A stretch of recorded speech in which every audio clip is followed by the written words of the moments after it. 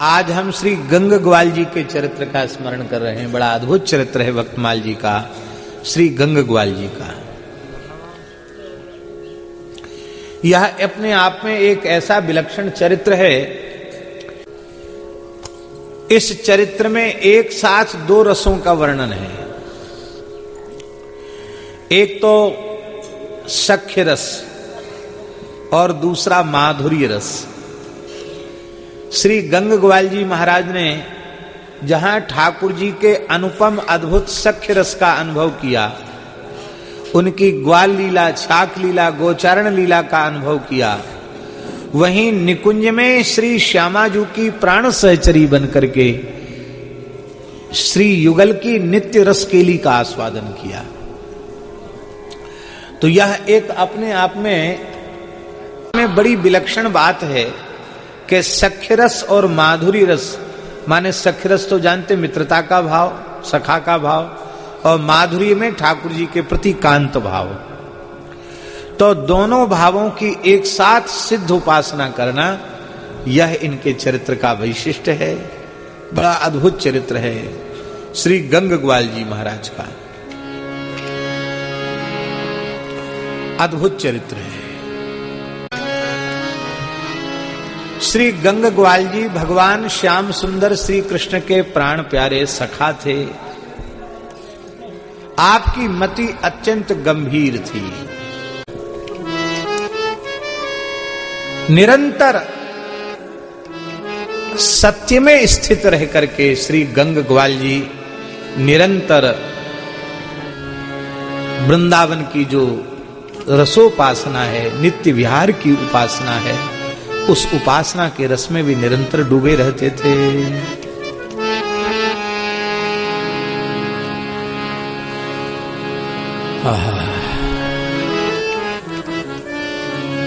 कामी के प्रिय कामिनी,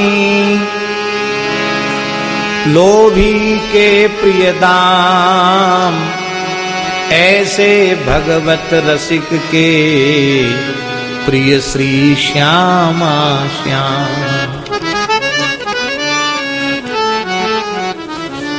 प्रिय श्री श्यामा श्याम, भय नैनन को कजरा, केली बिलोकत रहें और नहीं आवे नजरा। युगल के रूप का ऐसा अंजन आंज लिया है कि अब युगल को छोड़ के दूसरा कुछ दिखाई नहीं पड़ता। ते सावन के सूर कहूं, बिहर बिरले निहकामी, कहन सुनन के बहुत जगत में, भगत सकामी। सकामी भक्त तो संसार में बहुत हैं, लेकिन ऐसी सच्चाई वाले निष्कामी भक्त तो कोई विरले हैं। श्री गंग ग्वाल जी निरंतर इस मधुर रस में डूबे रहते थे।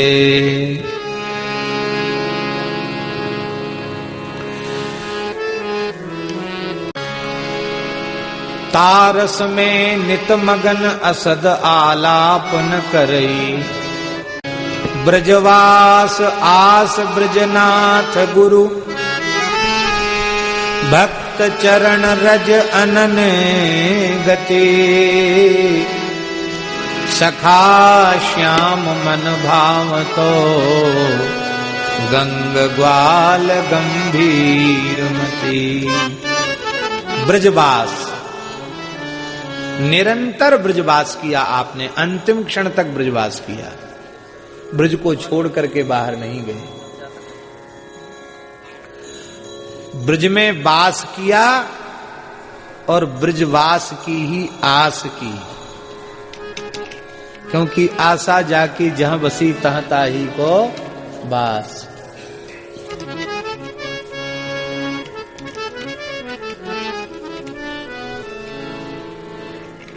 कई बार ऐसा होता है कि शरीर धाम में रहता है पर चिंतन बंबई कलकत्ता का होता है।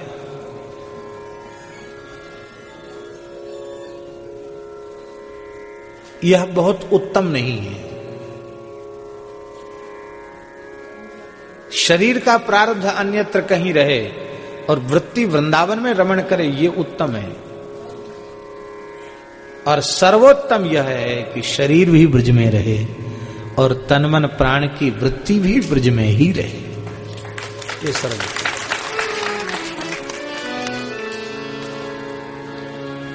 ब्रजवास आस ब्रजनाथ गुरु,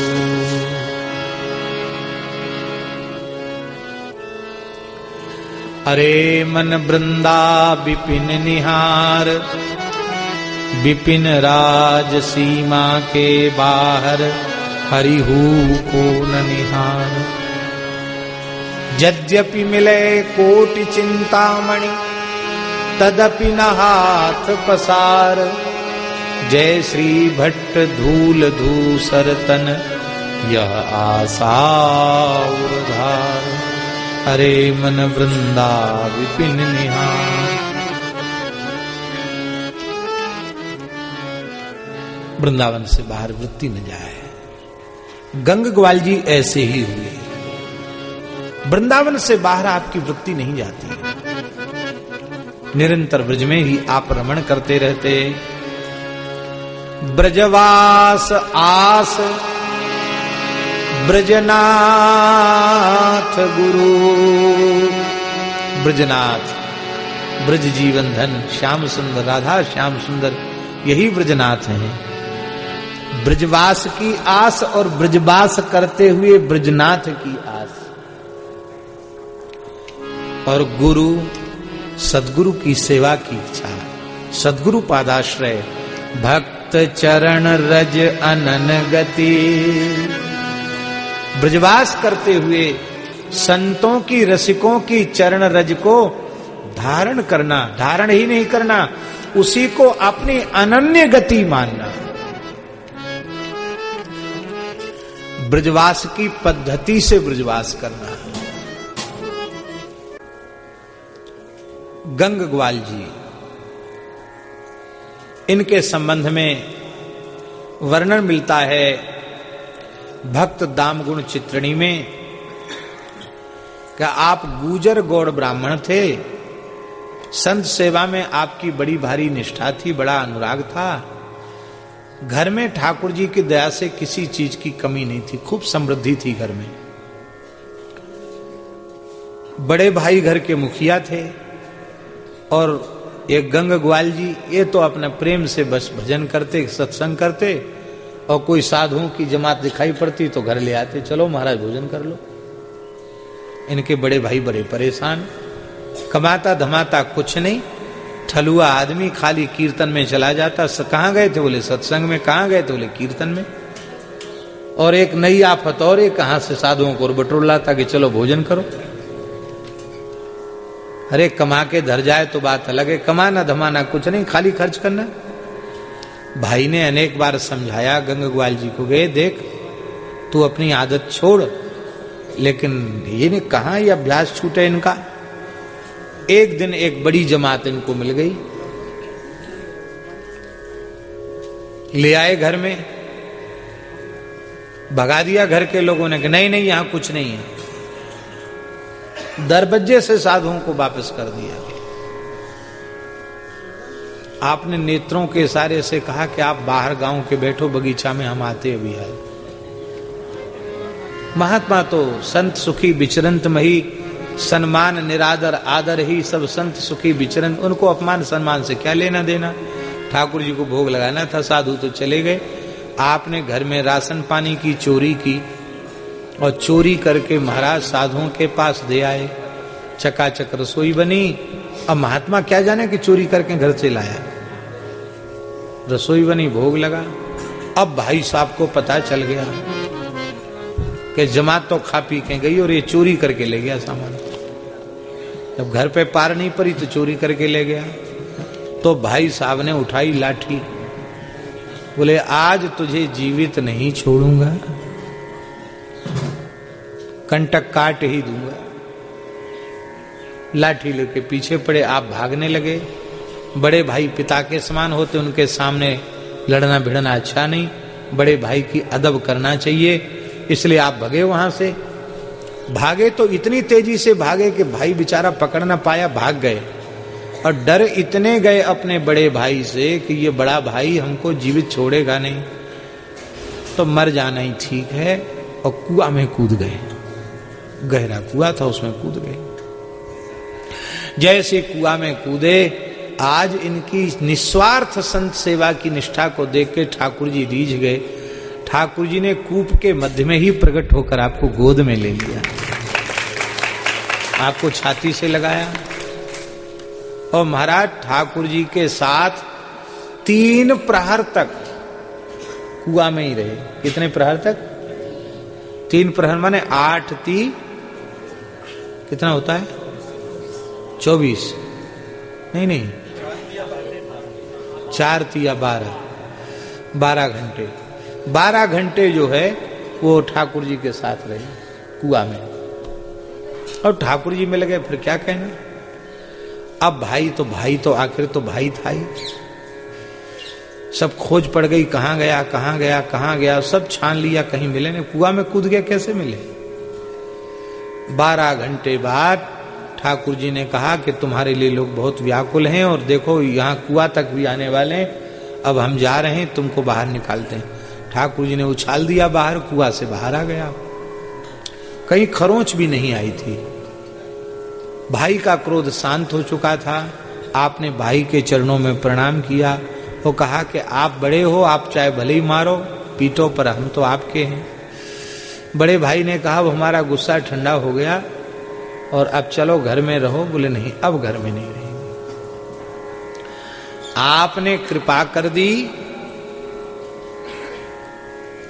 तो आज तो हमारा काम बन गया। ठाकुर जी मिल गए, काम बन गया। आप गुस्सा न करते तो हमारा कल्याण कैसे होता। इसलिए अब हम और तो कुछ अपनी अनुभूति हमें क्या मिला हम नहीं बताएंगे, लेकिन भाई साहब इतना कहेंगे, मानव जन्म का फल है हरि और हरिदासों की सेवा। इसलिए गौवन की सेवा, संतन की सेवा, ठाकुर जी की सेवा करो, यही जीवन का सार है। ऐसा कहकर आप घर से निकल गए और वृंदावन में आ गए। यहां आकर आपने विधिवत विरक्त वेश लिया और आपका नाम श्री गंग ग्वाल जी पड़ा। आपकी रचनाएं प्राप्त नहीं होती हैं, पर एक कवित्त इनका श्री सर्वेश्वर भक्तमाल में इनका एक कवित्त लिखा हुआ है। उससे ये निश्चित होता है कि उस कवित्त में श्री निम्बार्क भगवान का स्मरण आपने किया है। इससे सिद्ध होता है कि गंग ग्वाल जी निम्बार्क संप्रदाय के ही तत्कालीन किसी आचार्य के शरणागत थे। ये बात बहुत सुंदर कवित्त है। वे कहते हैं, कर्क पाप पुंजन को, कर्क पाप पुंजन को पल में पलायमान, खरक खिन्नता को खंडे जाकी ने कछूजिए, नरक के निकेत नौक दारिते निकसी नाखे, पुरखन की पंगत को किते को कहूं पूजिए, सरक जाय संकट समूह गंग कवि ग्वाल कवि भाखे, सरक जाय संकट समूह ग्वाल कवि भाखे, गर्क करे मोद मेन और विधि दूजिए, तर्क के वितर्क के और फर्क के मिटैया ऐसे, स्वामी श्री निम्बार्क जू के पद्म पद पूजिए। श्री निम्बार्क भगवान के चरण कमल की पूजा करो। बोले निम्बार्क भगवान के चरण कमल की पूजा से क्या उपलब्ध होगा? बोले पाप पुण्यों के जो कर्क हैं ना, बड़े अंबार लगे हुए हैं, वो एक पल में नष्ट हो जाएंगे। दुख समाप्त हो जाएगा, वो खंडित हो जाएगा दुख। नरक से बाहर उबर जाओगे और तुम तो तर जाओगे, तुम्हारे पुरखा भी तर जाएंगे भजन करोगे तो।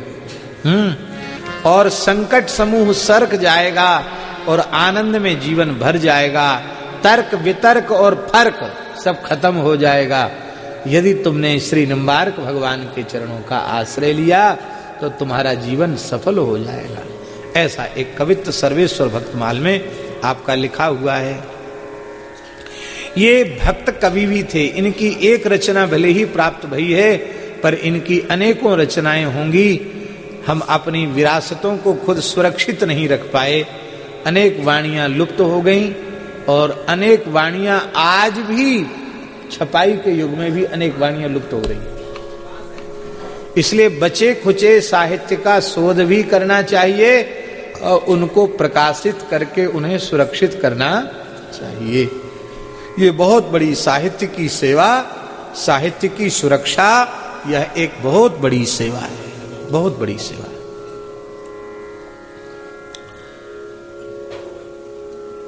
एक इनका चरित्र श्री प्रियादास जी महाराज ने वर्णन किया है। बस एक कविता कही।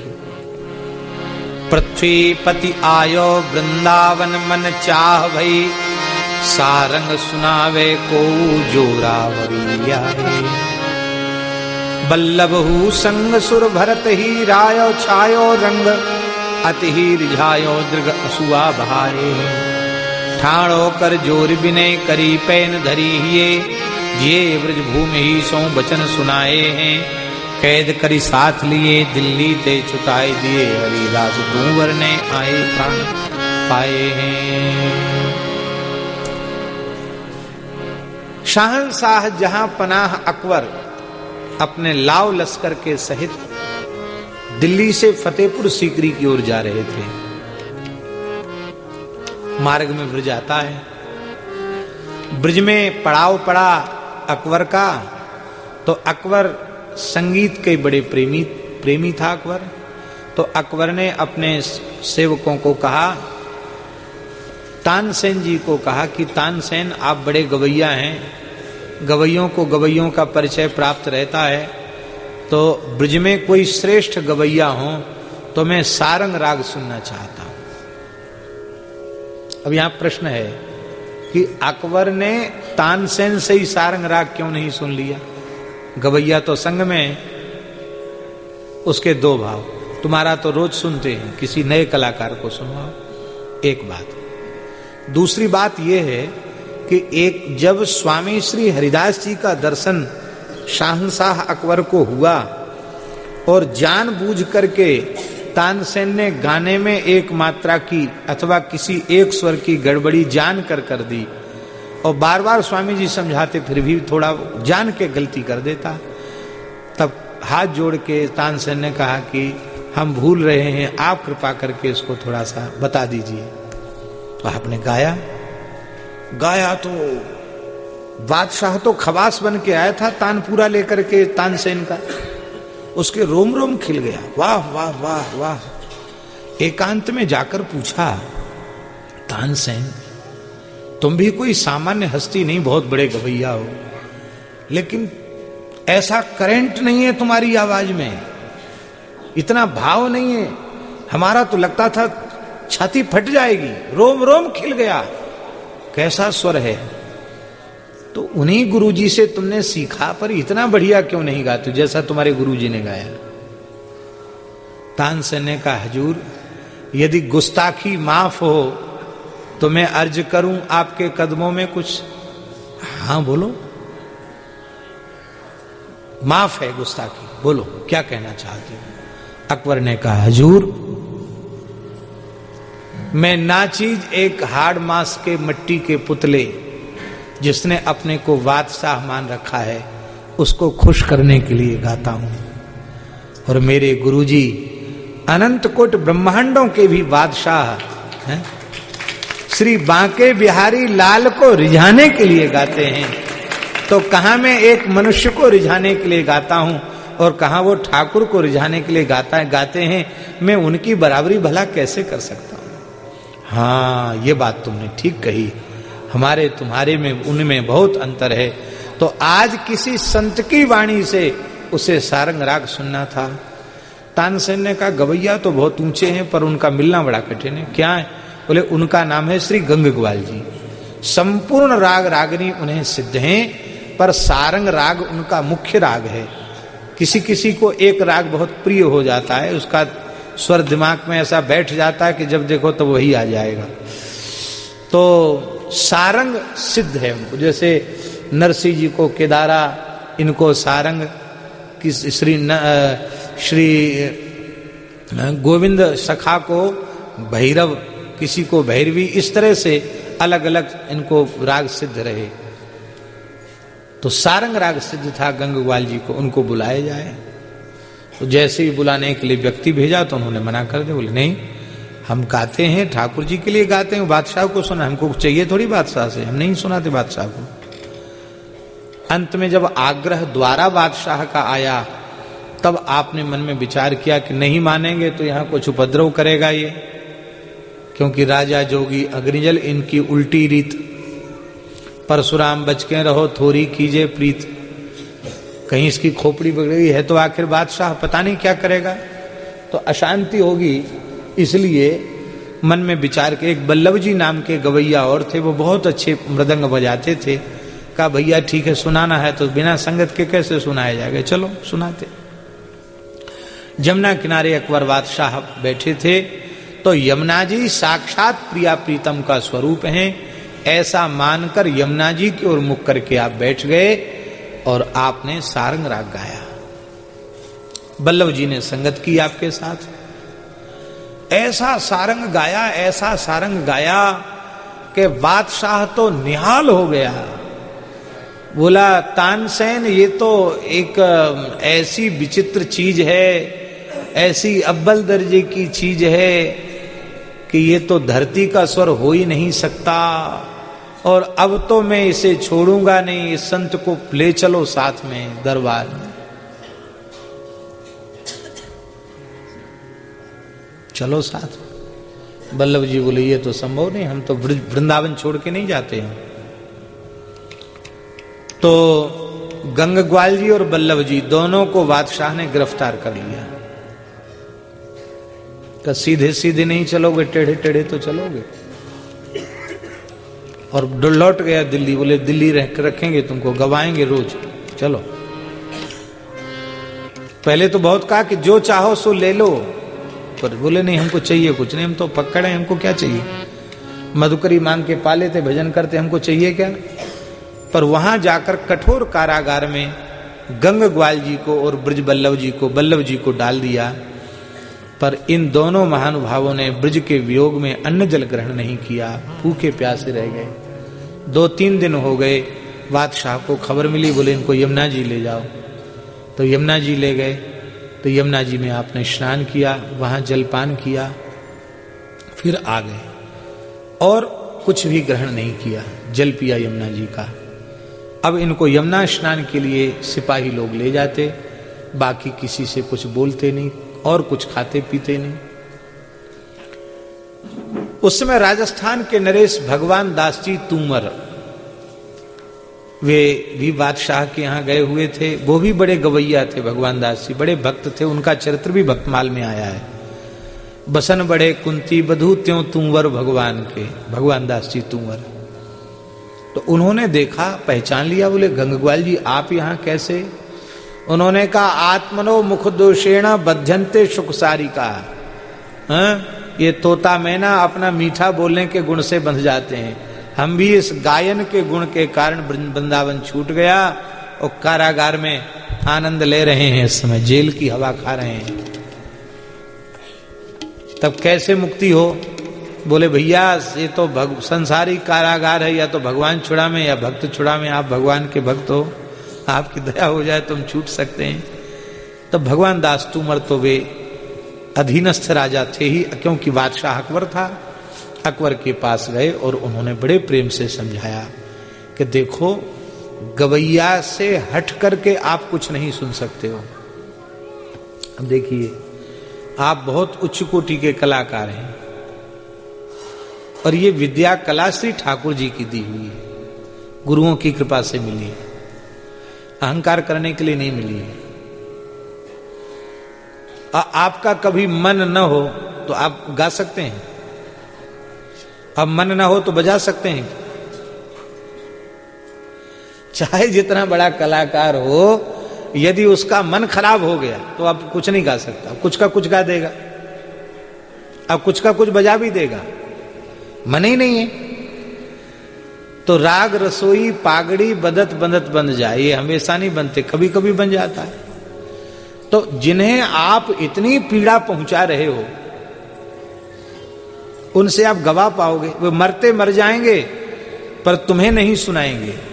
तो एक इतना बड़ा संगीत का गुणी कलाकार व्यक्ति वो धरती से चला जाएगा। इससे आपका लाभ होगा कि और किसी का लाभ होगा? इसलिए आप संतों का अपराध न कमाओ, आप उन्हें मुक्त कर दो। अकबर ने कहा ठीक है। अकबर ने क्षमा मांगी और कहा कि हम आपको मुक्त करते ससम्मान वृंदावन पहुंचाते हैं, और हम बादशाह, हमसे कुछ मांग लो। उन्होंने कहा अच्छा आप देना ही चाहते हैं तो न जीवन में हमारे पास आना और न हमें कभी बुलाना। बोलो वृंदावन बिहारी। ले आप तो बहुत नाराज हो गए। बोले नाराज बिल्कुल नहीं है, कि आपका रंग भी जोरदार है, हमारा रंग भी जोरदार है। हमारा रंग आप पे चढ़ गया तो आपकी बात सही छूट जाएगी, और कहीं तुम्हारे कुसंग में पड़ के हमारा मन कराया कि हम भी गवैयों के दरबार में शामिल हो जाएं, हमारा ब्रजवास छूट जाएगा, हमारा भजन छूट जाएगा। इसलिए तुम अपने यहाँ रहो और हम अपने मस्ती में रहें। ऐसे निष्प्रह थे श्री गंग ग्वाल जी महाराज। जीवन भर ठाकुर जी को गा करके आपने रिझाया, गा बजा करके आपने निकुंज गमन किया। बोलो श्री गंग ग्वाल जी महाराज की जय।